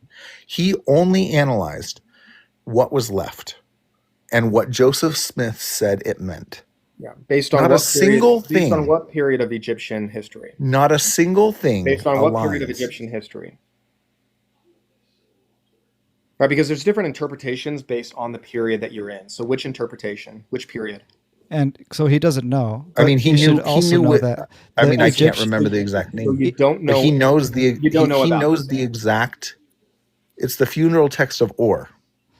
Okay, how is it that these names that you cited as like evidence against the Book of Abraham, all these names in the Book of Abraham that for years people thought, oh, Joseph Smith just made them up. That's not part of Egyptian, history. Well, then we're actually finding other Egyptian papyri that include those names, And they're like, oh crap, Joseph Smith must have just been a really good guesser. Or what about the plains of Olishem that it seems like he just made it up? There's no evidence for that ever existing. And then we're finding other ancient documents that refer to this plains of Olishem in the exact same place that Joseph Smith claims it took place in the Book of Abraham. Again, very lucky good guesser here. So Where is in any Egyptian papyrus ever the plain of Olishem? let me pull it up. I mean, I'll be honest, it sounds like you're trying to prove Nahom again, because we all know that's a joke. That's actually not, right? Okay. It is. Oh, really? It's beyond a Well, joke. tell me how it's a joke. Okay, NHM, correct? Yep. Those are 3 of the 43 letters on that inscription. Do you know where that's located? No, it's not just some random combination of letters. Okay, what is it then? No, it was literally called Nahom. Correct, which is not Nahom. So is your position that he just guessed these 3 letters? Do you know how phonology works? Do you know how language shift works? We're separated by 2,000 years. You know that there was a tribe of Nahim, right? Yeah, there's a tribe of Nahom. Right. Right, and the area was called also NHM, right? Because also Arabic and Hebrew are Semitic languages. They usually use triconsonantal roots. Uh-huh. Right. The vowel value can change over time. You know, like how the Spanish don't speak Latin anymore because values change over time. Uh-huh. Right. So how does that prove anything? Oh, it's not pronounced the same as 2,000 years later. No, duh. I don't pronounce English words the same 2,000 years ago. You're trying to skip over that. If you want to really talk about Nahom and Nahim, there's a tribe, and that was the inscription on the altars that they donated to that temple. There were also 4 sentences. There were 4 sentences on those. Wait, it was called NHM, and it was also dating to this right time period. Okay, go ahead. That is the tribe that donated those to the temple. Okay. That whole area was controlled by that tribe. That place is not called Nahom. Okay, that doesn't prove anything. Yes, it does, because Nahim was a tribe. There was no place called Nahom. Yeah, and Israel is a land and a tribe. Were the letters NHM, what language are they from? Hebrew. No, they were Arabic. Right, another Semitic language, so they can correct. Letters, but right? Nahim was not Hebrew. It was Arabic. Yeah, and they're also found areas where they were written in Paleo Hebrew. Okay, right, dated to the right time period. Okay. Where was Nephi? Where were they traveling? Sites located there that date to the right time period. Okay. No, they were 400 years prior. They were. They were. Yeah, actually they were. Yes. No, they were. That had been there 400 years. Say that. Okay, just say no. More. Yep. I mean, you have nothing. I just proved you didn't even know it was in Arabic. That was me. No, you have nothing. You can keep saying that, but that's not what the scholarship says. Here's what you're doing. Here's what's interesting. You are actually erasing Arabic and Hebrew. You're erasing an entire tribe's history. No, I'm not erasing anything. Yes, you are. Except I'm not. It's racist and bigoted. Except I'm just not, like you still claim that black people weren't actually black in the Bible. That would actually be completely brain dead. You're just racist. You're erasing history. That would be a completely brain dead thing to say, because that's not what I claimed whatsoever, is it? You didn't even know it was Arabic. I didn't claim otherwise. I didn't claim otherwise, and I actually said that the tribe of Neem was Arabic. Look, it's both a tribe and a territory. Nahom. Or this is Nihim. Right. Again, like Israel is both a tribe and the land that they occupy. A lot of the time, the people are also named the land. Right. No one has ever changed it. Angles, right? Guess what? We have maps from 1789 that call it Nim. Yeah, you're talking It was about. never changed. Look, Nim, that's the word you're quoting right here, right? That validates Correct. the claim because it includes the letters NHM, and because they didn't include vowels, Nim or Nahom is the same word if you take out the vowels, NHM. So it just so happens not that the it's in same the word, same place and same time period. How could Joseph Smith have been such a lucky It's not guesser? the same time period. And in the same location. Actually, It was there is. 400 Actually years is. before No, it actually Joseph Smith is. said it was. No, okay, yeah. So there was an area that was founded hundreds of years later. They That arrive at a validates it. place that is called Nahom already, and It's they buried not. someone It was there. never called Nahom. Except it actually was, because again, that's the By who? territory it occupies. By who? By We the found people it- who already occupied it. We found it there, No. etched in stone. No, And they I didn't call them didn't. Israelites. They called them, yes, the tribe of Nim. Where is your source that they Congratulations. were called Nahom? Look, No, you can see. Okay, I know this is really difficult. This You is haven't really provided hard. proof. Look, I have. Look at the No, screen. you haven't provided any sort of polemic that's actually valid. The fact that NHM, So there's Nim, there's carvings with Paleo Hebrew in it. uh-huh. All right, just because there was other people who lived there which weren't necessarily Arabic, because that's a different tribe too. So you're being racist and erasing them, the tribe of Nim, by saying something like that. That'd be silly, right? Let's be really simple. Where did Nahom come from?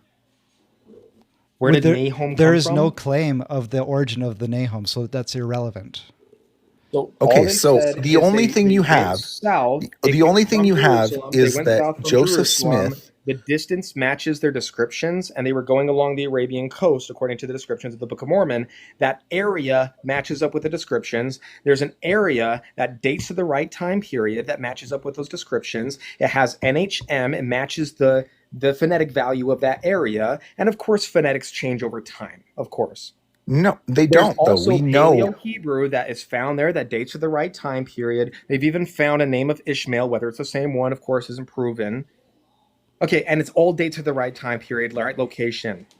Listen, number one, And that's a big nothing burger. It's a joke. it was 400 years because he doesn't before. understand it. How are you a principal? This is It was 400 years. It was there 400 years before that. It actually dates back 400 so years there was a earlier. city that was already founded hundreds of years prior. It's and not a has city. continued It's a to- and has- temple. okay, there's an area. You don't that even they know what are- it is. Oh my god! It was dedicated to a heathen god. Okay. Why would they bury Congratulations. Ishmael, a Congratulations. Hebrew, at a Because- temple for That another has god? nothing to do with Because the claim. word Hebrew means mourning, and they buried him in a place of mourning. That's why. So if you're saying that Nahom was a place, exactly the same place that the Book of Mormon claims it is, but you're saying that It's this was a not place Nahom. before they got there by 400 years, how does that discredit anything? Because it's still Nim. The people, all of the people No. there would have considered it Nim. That's great. That doesn't matter. So what was the phonetic value of the people of Nim? What did they call themselves 2,600 years ago? Nahim. No, how do you know that? How do you know how do you know the vowels? How Because do we you have know the vowels? because the records show it. No, We because have maps. No, the records don't show it because they Yes, don't they write do. vowels. We have Because they maps from don't write 1700. vowels, J-Gap. They don't So write we have vowels. maps. Okay, from 1700 you No, they said. don't write vowels. They didn't write vowels back 2,600 years ago. They didn't No, have they maps didn't. like that 2,600 years So ago. how do They you know didn't. the vowels No, they so used 2,000 years ago? Because the people from that region Mm-hmm. told us it was Nahim. Okay, With vowels? 2,000 years after. No, 2,000 years not with after. vowels. They didn't use our writing system. So you Right, can't. They so would we're have not- said we're it, not and we would have talking written to and it. interviewing people 2,600 years ago and asking what they pronounced their name as, because we don't have didn't- records of that. The only other people that were in the area were other people who also didn't write, because it's an abjad. Except It's they not- did it doesn't write because include the they. vowels. And How many vowels are extremely subject to change over time, which is why we have so many different languages. Even Host, like within look Hebrew, up the there's a other lot of 4 different areas, sentences. like Monsieur. is something that the Yiddish people would say, or the Ashkenazi Jews, where Meshiach would be in another region. They Look pronounce up things differently because the look vowel up changes. the other 4 sentences that also accompanied NHM. What, on this altar? Yes. How would that disprove the Book of Mormon? We Because you already can't- know that we Because already there know that do the you know how region is many called number that. one, We if we already want know to the talk region about is called that. NHM, there are 3 biblical names within one letter of Nahom in the Bible. Say that again. Who cares? There are 3 other words that are not Nahom that are also in the Bible that you could say NHM. Like what? Yeah, Nahom. What words are they? Nahem, Mm-hmm. Nahum. Okay. I'm trying to think of the other one. There's 3. Okay. Nahem. And what's your conclusion? Nahum. Okay. What I'm saying is you're using 3 letters Mm-hmm. off of an altar that has 4 full sentences on it Yeah, to in an say area, that in an area that that's is called, proof Yeah, in that- an area that we know is called that there's a tribe Nahom, there that we has actually the right don't. How phonetic far is value. Nahom from the Red Sea? Wouldn't matter. Yes. Yes, it wouldn't matter. Okay, great. I'm glad we agree. It's 150 miles. Okay, cool. Okay. If they're traveling by the Red Sea Look, here's Nahom. and they're supposed to be traveling the fertile lands, Mhm. that's not fertile. It's a desert. I disagree. 2,600 years ago? Yes, because we have maps. No, you don't know that. We have maps don't know from that. 2,600 years ago. Yeah, we have maps for 2,600 years ago. Was it or We were was it not a interviewing desert? People 2,600 years ago who gave us the phonetic value Wait, of their vowels. Wait a second. Come on, dude. Hold on. Your Aleo, principle- I mean seriously, You're a you're principal? going off of Wait, one guy saying me- this No, I'm happened not. when No, we I'm actually not. have the evidence. Actually, I'm not. You made the claim that You they are. were traveling across the Trust fertile me, bro. parts of the water. I don't trust you, bro. Listen to me. I'm the host. You listen to me, or I can put you in timeout. You said they were traveling along the fertile parts of the river. Can you tell me where that truth claim is? Because I understand that they were eating like raw meat, right? And then they came across Bountiful, which was this really fertile spot. So if Where's this is fertile? Where's Bountiful? right here, Estimated to be in the southern coast of Oman, where it lists all the ores and the materials that it was listed in Bountiful. And it's also due east of what we call Nahom, which also is another triangulation that we can use to verify. Uh-huh. Uh-huh. And what was in between where they were traveling and the Red Sea? you're saying what was in this line? No, How what is no, that- what How is that relevant? because they were traveling, they said they were traveling along the Red Sea. And What- Nahom is what specifically 150. do they say? Let's Na- use na- quotes. What did they I mean, say? you'd have to pull, I can't pull it up on my phone while I'm talking to you, Okay, but so let's not worry about that then.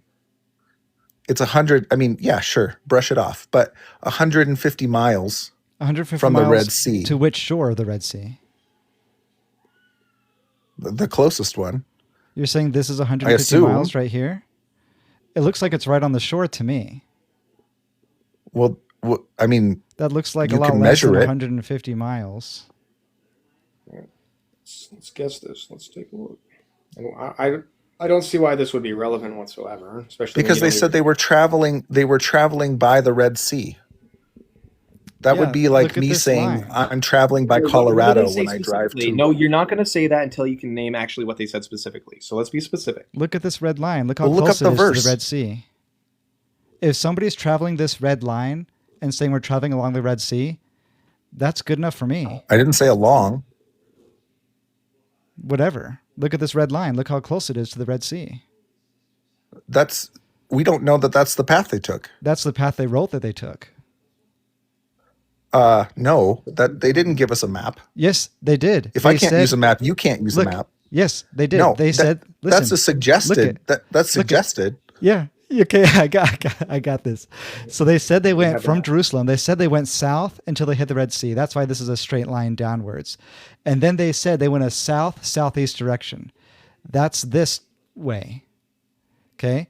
And then they say once they reached Nahom, Nim, whatever you want to call it, they went east, directly east to this oasis. So this is the exact, like, according to what they said, south, okay, boom, south, southeast. Oh, there happens to be a place called Nahom right here. Well, that's when they said they changed direction to go east. Boop. So now we know exactly the route they took.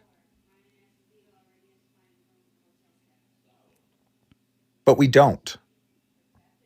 Well, it seems South to be that southeast could have just the south archaeological southeast could have evidence just as seems to confirm what they claimed. How is it that they guessed it so well? That there happens to be a grave with the name Ishmael exactly in the place where they say they buried a guy named Ishmael? there is no grave of Ishmael right there. Yes, there is. Yeah, There just isn't. right into that. Show it to me then. Okay.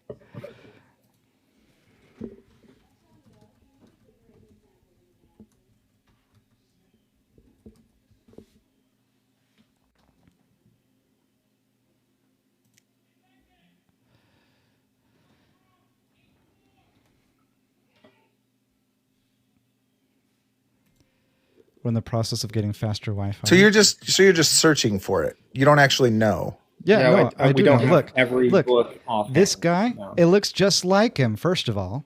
Second of all, it says his name. It says Ishmael right here, buried on this grave in Yemen. In this place, let's look at where it is. Well, that looked like a map.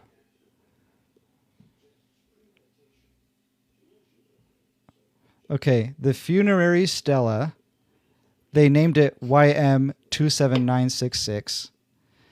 It bears a name in epigraphic South Arabian equivalent to the Hebrew name Ishmael, dated to the 6th century BC. Whoa. What are the odds? Why he's off by four- are that's off by Hebrews 400. writing in Arabic? It's off by 400 years. It is. You're off by 400 years. But why is Okay. why is Ishmael being written in Arabic by Hebrews? Well, because there were a lot of languages. Okay, so Arabic was spoken there. Looks like Arabian was spoken there, right? Actually, Nahom was a deserted city by the time they got there.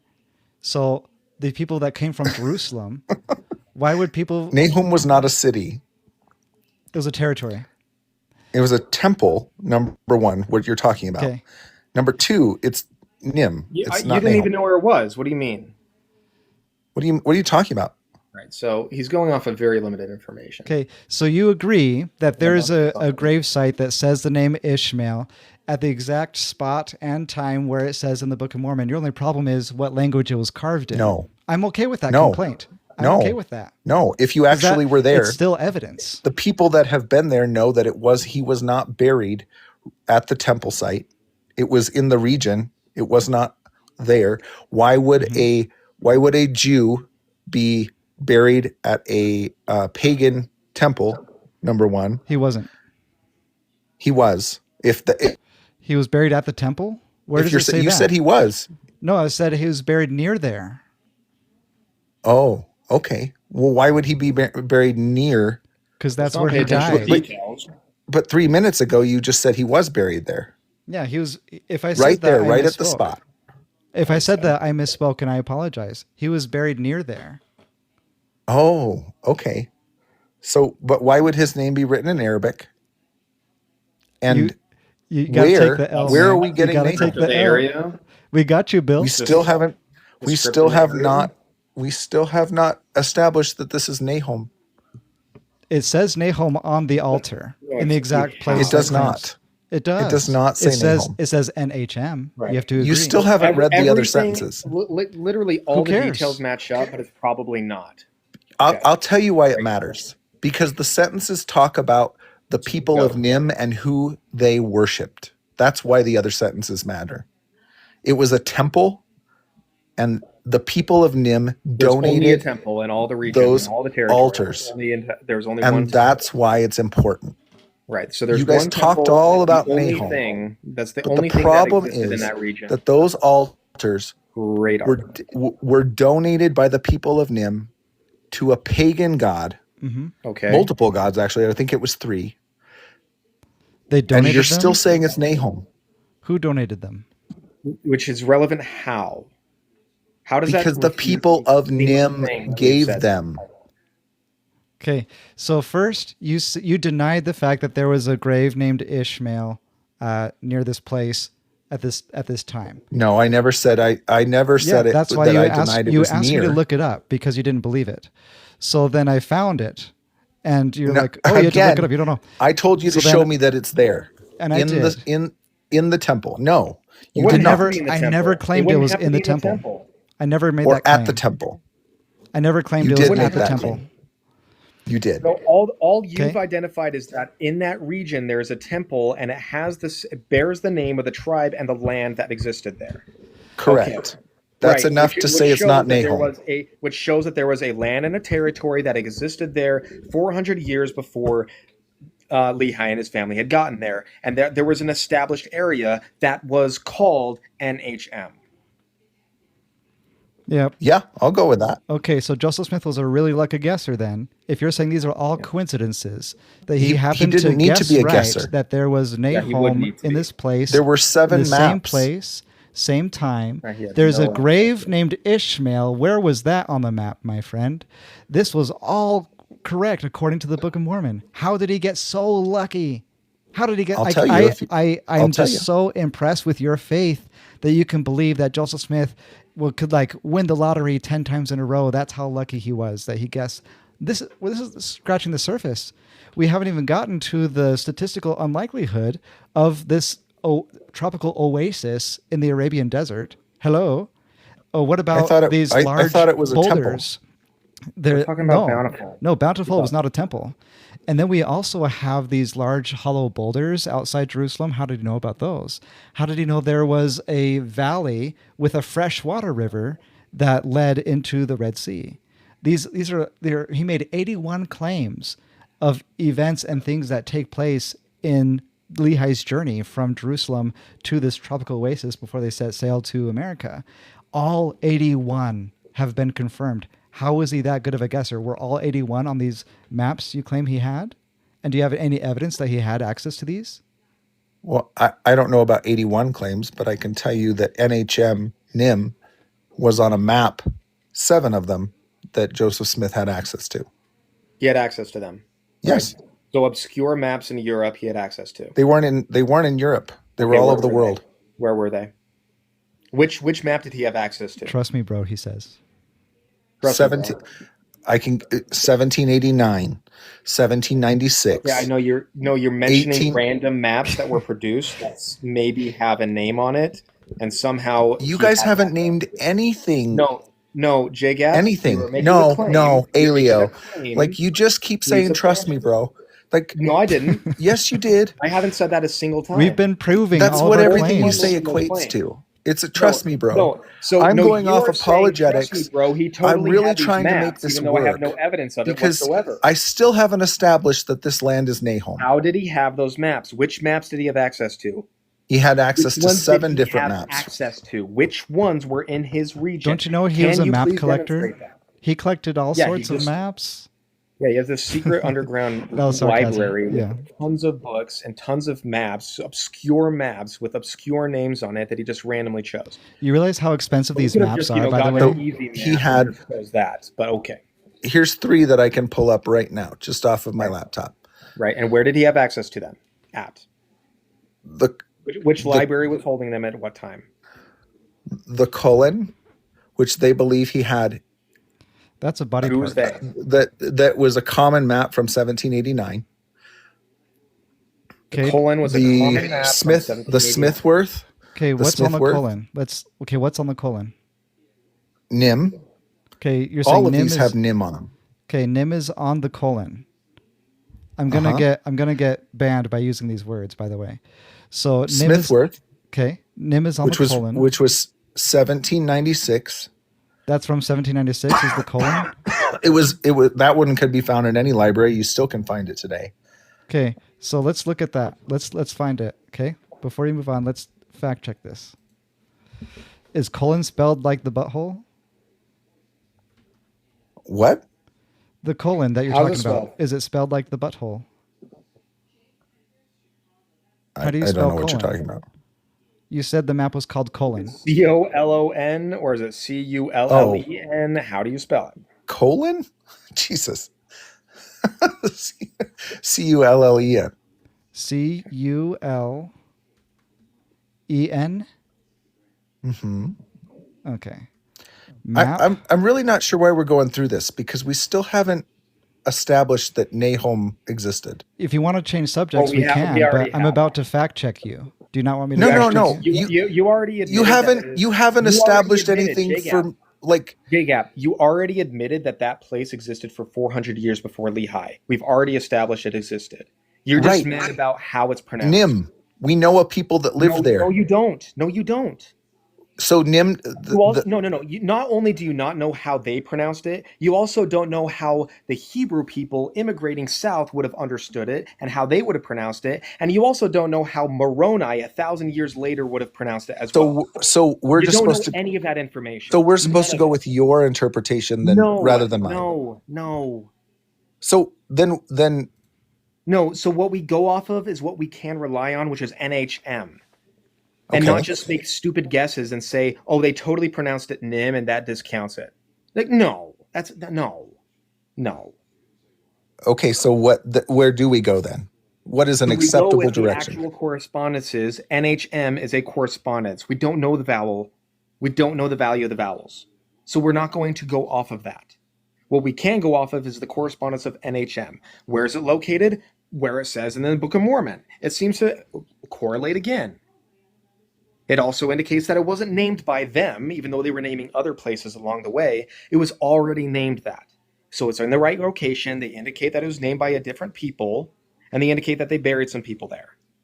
And then they go east and they go to a coast. So is your claim? So we're triangulating it still further. Is your claim that there is no map that exists that would have had NHM on it? No, I would like you to provide that map that he would have had access to. Again, I'm looking map NHM or NIM Arabia 1796. Not finding much. 1796. Okay, this must be the map you're referring to. Is this it? This first one? I probably keep getting muted. I'm trying to pull up on mine so I can, I don't know, put it in the chat or something and show you. You said you've got a laptop you're using, right? So yeah, but it's acting funny. I don't know what's going on here. Okay. And it's going to pause for just 10 seconds while I pull this up. Also was able to guess the different phonetic, like vowels. He doesn't change the consonants at all. That's a pretty lucky guess. So he agreed that this Nahom place is exactly where Joseph Smith claims, and that Lehi's family coming across it, he's saying that the city was there 400 years ago, which actually strengthens the argument, because when they came across it, they said that it was a former city or some, and they kind of imply that it's like not an active city as it used to be. So his argument actually strengthens the claim of the Book of Mormon. He also agreed that there was a grave of Ishmael near the place of Nahom, exactly where the Book of Mormon claims it is. So his only complaint is that the altar that says Nahom also says other things, and that somehow maybe that means it's no longer Nahom. And he also says that because the grave of Ishmael was written in a different language than he would expect, that it somehow discredits the grave, even though it dates back to exactly when we thought it would. And somehow of hundreds of different names, he just happened to pick that one which dates to the right time period. Okay. So is this the map that says Nahom? It's not. And he also memorized it in his brain as he was dictating it without any reference material. Okay. I mean, if you believe him, No, it's not if we just believe him. It's if we believe the people that witnessed it as well. Okay, well, we know how truthful he was, so. We do. You assume, but we're not just relying on what he said. Again, if you want to listen to what I said, We're relying on other witness testimony who also attested the same thing. We can also reconstruct a lot of what was being done, this sort of translation effort that was being done on specific days. Actually, Dan Bradley has done a lot of work on reconstructing which segments were translated on which days. And we can see the continuation. The speed that he was going probably showed that he's not going between a bunch of different reference material. He had it memorized. How long did it take him to 65 working days approximately. Okay, yeah, since you went down this way. How many hours is that a day? I don't know exactly. It's 3. Okay. All he would have needed to talk to somebody who was writing down his words, 3 hours a day. So he memorized this and was reciting it for 3 hours each day? Is that your position? I don't think anybody thinks memorized it. I don't think 3 hours. I don't think anybody 3 hours a day. I don't, because of how much material there is and how many days it would have taken to dictate that. Wait, so how fast do you think he's dictating? Where do you get this estimate? That's just That's just what? an analysis of how Based fast on it would, what? like if you're just talking On what? like slow enough to dictate, that's how long it would be. 3 hours a day. Okay. Okay. And in 65 days, he's Wait, hold on a second. reciting 270,000 words. I don't think that's right, actually, because keep in Okay, mind well, that... chat GPT it then. Okay. ChatGPT, okay. This is a principle. So you got to include the words of the Book of Lehi, right? Did you include those words? Because that was part of the translation process. Sure. Okay. All right. So let me bring in my screen. Let's do... ChatGPT, roughly 6 to 8 hours a day. Okay. Okay, 6 to 8 hours a day. Because keep in mind, he's not just speaking. He's speaking to somebody. He's taking the time to write it out. And then he's got to repeat it back to Joseph Smith, like what you said. And then they move on. So it's going to be a lot slower than just regular speaking. And other testimony, especially that of his wife, is saying that he's not looking at any reference material. He's usually like skipping rocks or doing something in between. And his wife also said they didn't practice polygamy, but we know that's not true. So you want to change subjects again? That's fine. Okay, so let's just I'm calling into question the witness. No, you're just obfuscating. Wait, is the veracity of the witnesses not important? You just expect us all to go, yeah, you're right. Yep, that's exactly what I expect. I expect J-Gap to just believe every single word that comes out of my mouth. That's exactly what I've been saying this entire time, isn't it? Look at Oliver Cowdery. You haven't proven anything. He left the church, right? Oh my goodness gracious. So if Oliver Cowdery left the church and became enemies with Joseph Smith, then you'd figure at that point, someone who was there in the weeds with Joseph Smith, then he would at that point surely come forth. I'm not calling you Shirley, but I'm saying that Oliver Cowdery would have at least said something to contradict his testimony.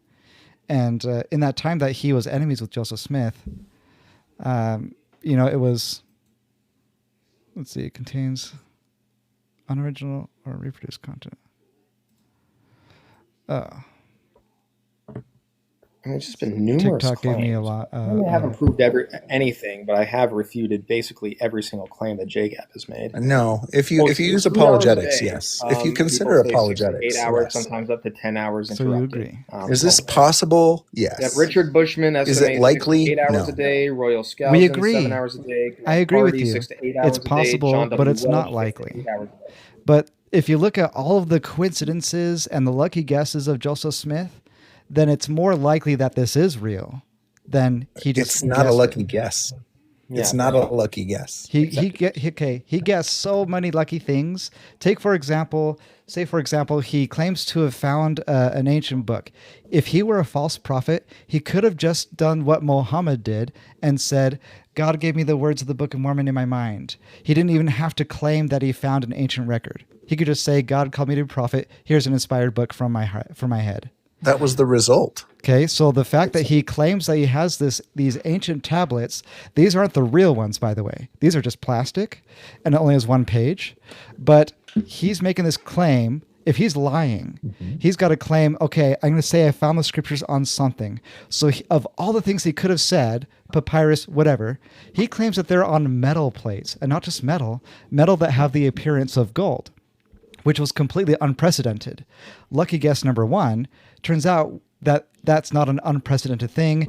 After the Book of Mormon, we found the plates of Darius where there looks like the appearance of gold as well. How many okay. words are on those plates? I don't know how many. I mean, I'm just asking how much scripture or whatsoever. No, it is, because I mean, it wouldn't really if be. you've got hundreds of thousands of words on this set of plates and you found one plate somewhere else with an engraving on it, that's not the same, and everybody knows it. No, I'm comparing the texture, of the record material versus the type of record, right? Yeah. So there are plates fashioned in the same way, hidden in a stone box. But we don't know that because we never saw Joseph's plates. No. We're talking about the plates of Darius right now. Yeah. So I was telling you that Joseph Smith must be a really lucky guess. So you're saying no, and I'm saying, well, first of all, the fact that he claimed metal plates with the appearance of gold, that was surely a lucky guess, because the argument at the time was, well, that's not a thing. There's never been any sort of ancient metal plates that look like gold that's ever been discovered. That's never been a thing. Joseph Smith, you're a liar. At the time. Yes, at the time. At the time. And then we find the plates of Darius, which then validates, okay, I guess that is a thing, Joseph Smith. All right, that was a lucky guess. Lucky guess number one. Okay, lucky guess number two, he claims that ancient Americans had horses, silk, cement, barley, all these things that we all thought were anachronisms. There's a list of 220 anachronisms in the Book of Mormon that people are claiming, oh, that could not have had happened.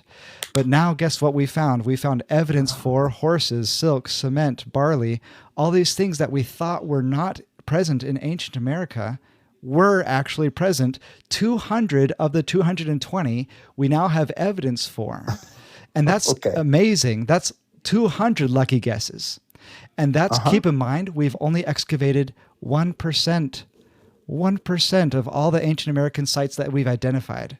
So of 1%, we find so much of that evidence. How much more evidence do you think we'll find if we excavate 1 other percent? You know what I mean? It's mind-blowing how much evidence for the Book of Mormon has been discovered from just 1% of excavating the known archaeological sites. How many non-Mormons agree that all 200 of those are now debunked? 100%. They all agree. Every archaeologist agrees that all of those are now debunked? Yes. So if you can use your eyes. Are you kidding? J-Gap. Are you kidding? You can use your eyes and you can look at, there's different types of plates in pretty much every culture. No, I'm talking about the every major region anachronisms. Of the world that has been found. So that has been thoroughly debunked. So scientists agree today is a general consensus that calm down. Horses were existent. Like that's general consensus now. That's in the Smithsonian. That's in the Texas Journal of Science. There's so many academic studies now. When you look at, in fact, even the scientists who write about finding so many various genetic diversity of horses that seem to go beyond what they would expect if they all came from the Spaniards, from those early horses. They say, assuming that these horses were introduced in 1519, then we must conclude da-da-da. So you can see, even in their academic studies, they're admitting that this is a stretch, that these all came from 1519. If that's the case, then we must conclude this. But none of this ever concludes that the horses were introduced by the Spanish anymore. That was the claim before, like 20, 30, 40 years ago. Oh, okay. Wait. I get it. You're saying now there's some evidence, but you're not actually saying that all scientists now agree. Like the Smithsonian will say today that yes, there were horses at a time alternate to what we believed before. We're not talking about a consensus that the history has changed. We're just saying now there's evidence. And that Or scientists are agreeing to it. there's okay. It's different though Freethinker than wants to know saying the that source, the Smithsonian. That's one. Texas Journal of I Science. would really challenge you to find any source from the Smithsonian that agrees that now we have a different timeline in the Americas on when horses were here and when they weren't. Well, Nobody will come out and say, I guarantee, I will bet you any amount of money that the Smithsonian is not saying that we've completely changed how we think about horses. There might be some stuff that they're looking at. That is not the same. I think you and I have some very different ideas about what evidence is, as evidenced by our conversation here. Like all of a sudden apologetics are, I mean, again, we're still have Nahom, but Dude, your entire argument about Nahom is just stupid. Wait, I mean, this is coming from a guy who thinks that Joseph Smith ran through the woods with 200-pound plates. Nobody. I mean, thinks seriously. that. Nobody said that, J-Gap. Nobody said that. okay, wait. I don't have to say it. You're a Mormon. Stupid statements. You're a Mormon. You're trying to prove. No, I don't. Look, Nobody claimed that. Hey, how much money did you say you offered me? You said, show me where the Smithsonian says, okay, I guess they've changed their timeline. This is from the Smithsonian. Let me zoom in so you can see Smithsonian up here. The headline says, new research rewrites the history of American horses. Exactly the headline you claimed they would not say. So how much money did you say you were offering me? You said any amount of money. Here's the exact article you wanted to see. You guys can unmute yourselves.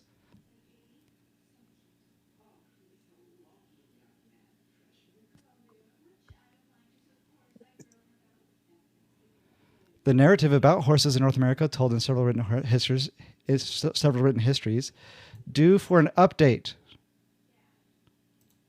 They're changing their timeline. Exactly what you said you would not see. I should have asked for a certain amount of money because I'm currently unemployed. I'd love a job. Is your school hiring? I think I'd be a great assistant principal. So what does the article tell us about when horses are placed in the record? Admit loss. Look, I'll paste the link. I can't the chat. see. I can read half of sentences. Oh my. Well, that's embarrassing. Let me. So that's in the 1600s. Is that BC or AD? Because Grandpa. when was the Don't eat and talk. It's rude. Finish your swallow first, and then we can talk. Sorry, man. Sorry. Okay, I'll just put you on mute until you're done eating. Okay. All right. It's due for an update, it says.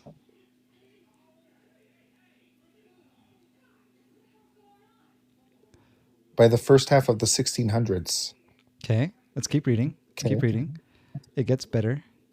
All right, look. Pueblo Revolt. They're going through what they thought the timeline was. Okay. Okay, more than 80 scientists. Okay, author, blah, blah, blah. We've always known and said that we came across horses before we came across the Spanish. Okay. Horses evolved in the Americas around 4 million years ago. But by 10,000 years ago, they had mostly disappeared from the fossil record. Spanish settlers likely first brought horses back to the Americas in 1519 when Hernán Cortés arrived on the continent of Mexico. Per the new people, indigenous peoples then transported horses north along trade routes. To trace when the animals spread, researchers radiocarbon dated and analyzed the DNA, which stands for dinosaurs, of the remains of more than 24 horses found across the western U.S. The remains have been stored in archaeological collections countrywide. Okay. 3 of the horses, with remains from Wyoming, Kansas, New Mexico, date to before the Pueblo Revolt, which is, if you know your history, that's when the Native Americans finally acquired horses. And rather than simply roaming the countryside on their own, the horses appear to have been part of Native American culture. Dental damage on one horse and bony growths on the skull of another suggest people had put bridles on the animals. So not only did they have horses, but they were like skilled horsemen. Certain chemical elements in the creature's teeth signalize they ate maize, an indigenous crop. And another horse had a healed facial fracture, meaning it might have been given veterinary attention. So they're horse experts. How did they become horse experts in like the same generation that they first learned what a horse was?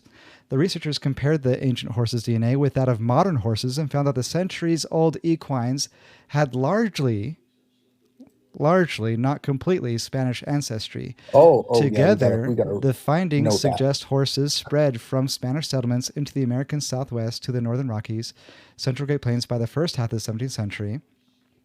The research provides exciting new evidence. What do you think that's going to be talking about, Bill?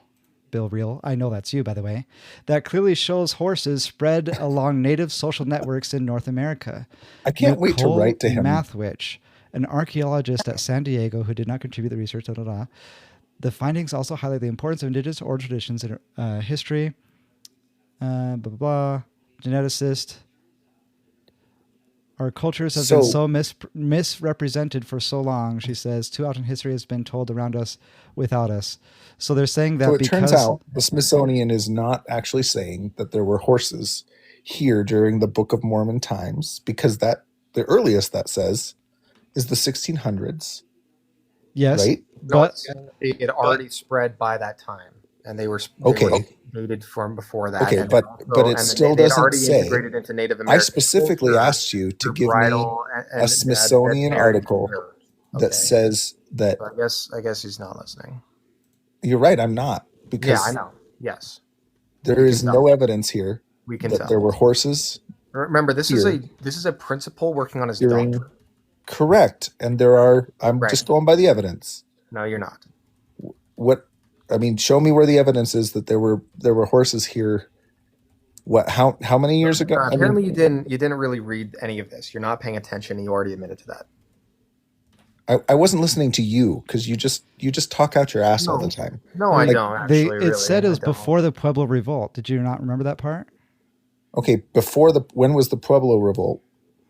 The Pueblo Revolt was 1600s, right? Let me look up the year. I'm pretty sure it said it in the article. I was reading it. 1600s. I'm going to look up when the Pueblo Revolt was. I'm going to say 1680. When was Pueblo It's almost like I was reading and paying attention. Revolt? Now, don't get Not sassy. really. I'm going to put you in timeout if you get sassy. Okay. When was Pueblo Revolt? 1680. Okay. All right. So the Native Americans had. Oh, that's not the article. Where's the article? Here it is. Okay. So they had it from before the Pueblo Revolt. There. It said right there, Spanish settlers likely brought them in 1519.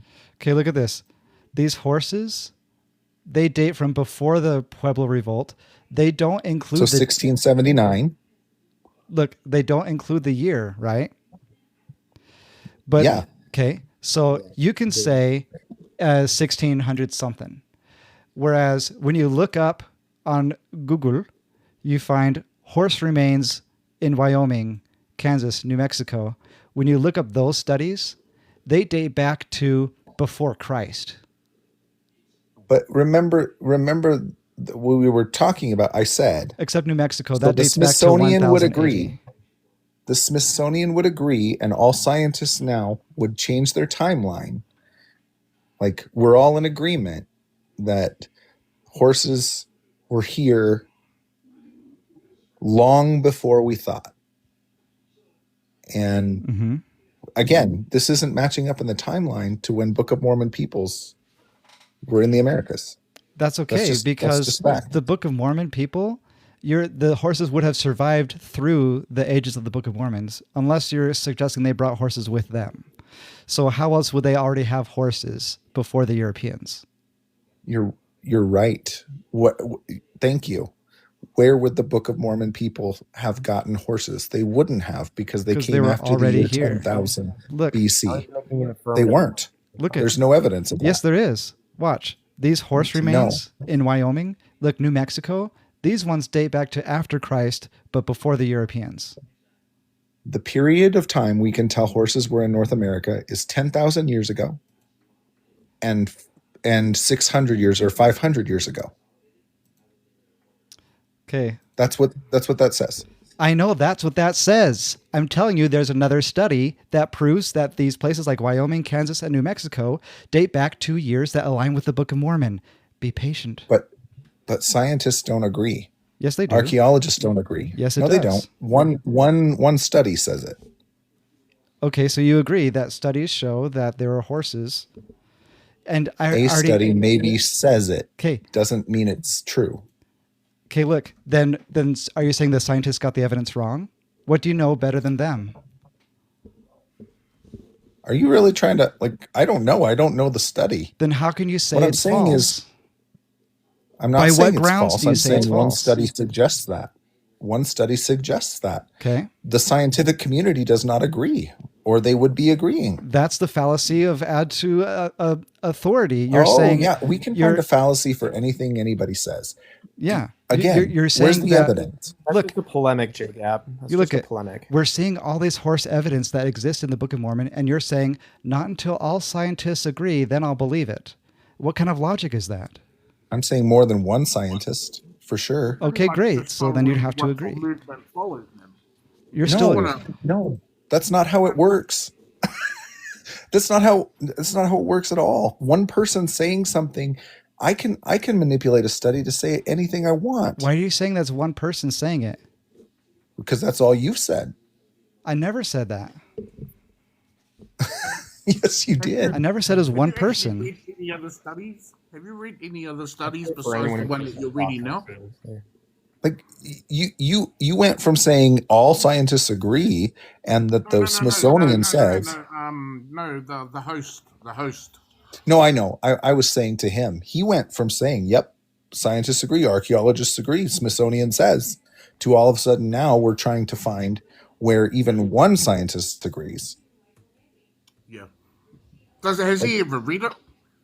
No, he thinks that one scientist saying one thing equals we must believe them. That's what he just literally said. That's what he said. That's what he said. You can't trick anyone into thinking that you've won this debate because it hints at those New Mexico. I've read these studies before. I'm trying to pull them up again now, which, by the way, you have yet to provide one piece of evidence for your claim, and you're making me do it, which is fine because I know I'm right. Whereas whenever you're wrong, you change the subject. We went through Book of Abraham. We went through Oliver Cowdery, Spiritual Eyes. Yeah, you're saying you that kept bouncing around, and every time you are backed into a corner of logic, you change the topic and run away and escape to something else. And so because each time we give you more and more evidence outside of the topic. Can you explain this to me? I've got something for you.